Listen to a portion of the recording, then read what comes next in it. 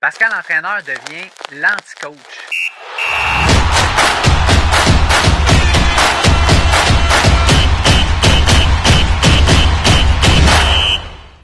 Quand on connaît l'enjeu aussi de la nutrition, surtout pour du longue distance, là, ça fait quasiment pas de sens de ne pas avoir quelqu'un qui connaît ça ou qui est capable de t'aider d'une façon ou d'une autre. Tu sais. C'est impossible. On va continuer sa nutrition. J'ai une histoire à te raconter. Ouais.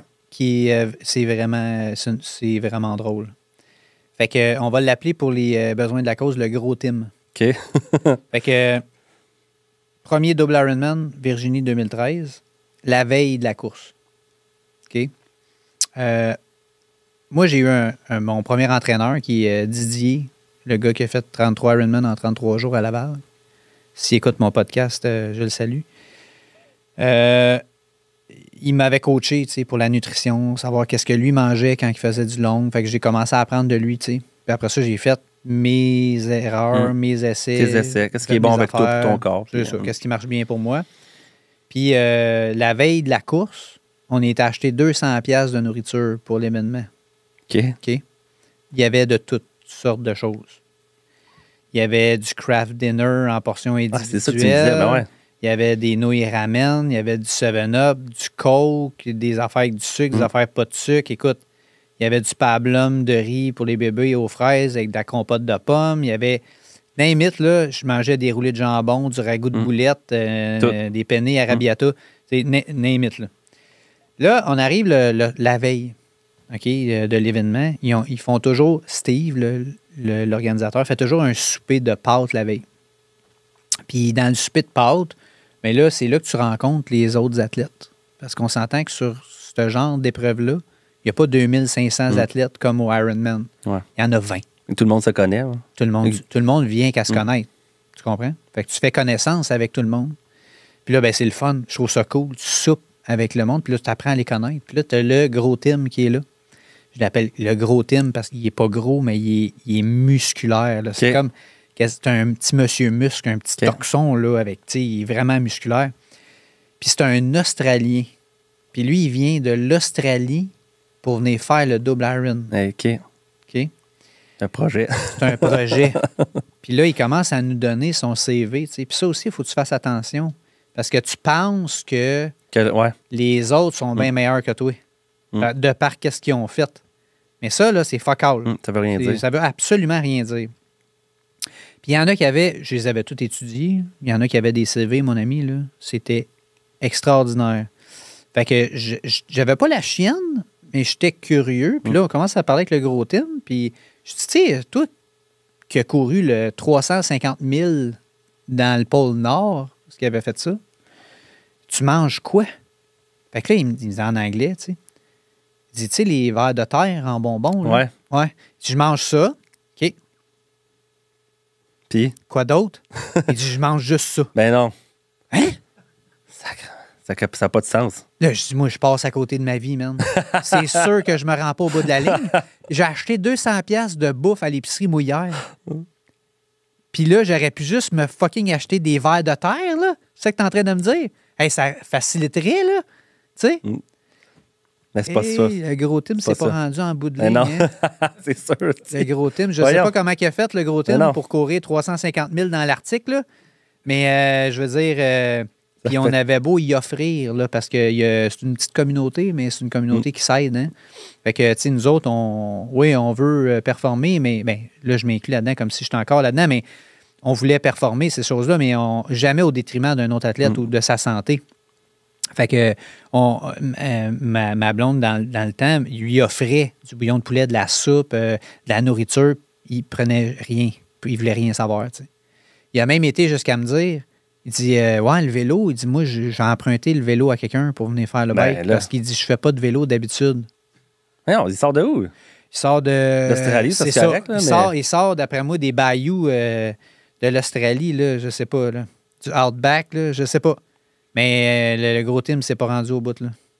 Non. Ben, c'est étonnant. C'est étonnant, manger des vers de terre. Et là, en plus, tu n'as pas pratiqué ton vélo non plus. T'sais.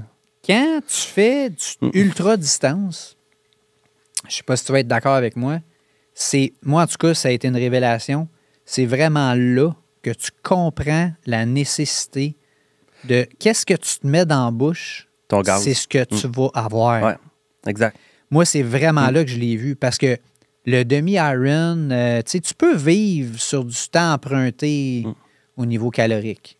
Dans le sens, tu vas compenser 2-3 jours plus tard, tu vas manger comme un cochon parce que tu vas compenser.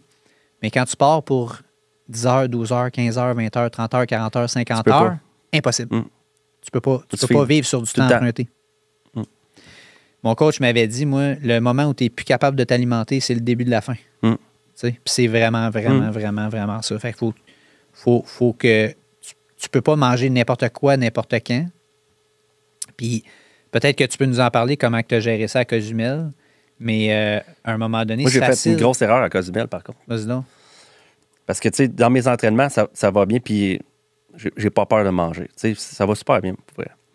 Mais à Cozumel, il faisait chaud, puis j'avais comme... c'est la première fois que j'allais dans un endroit où il fait aussi chaud pour faire un sport de longue distance. Fait que, c'est pas à négliger, hein? Non, fait que j'ai bu beaucoup d'électrolytes puis beaucoup de sodium. Énormément de sodium. Puis à un moment donné, c'est parce que y a comme ton corps, il flush puis il fait un reverse. Là. Puis ça rentre plus, premièrement. Puis deuxièmement, tu viens tellement enflé, je fais de la rétention d'eau, ça n'a plus de bon sens. Ça faisait tellement plus de bon sens que pendant l'Ironman, mes souliers de vélo, je n'étais même pas sa course à pied. Là.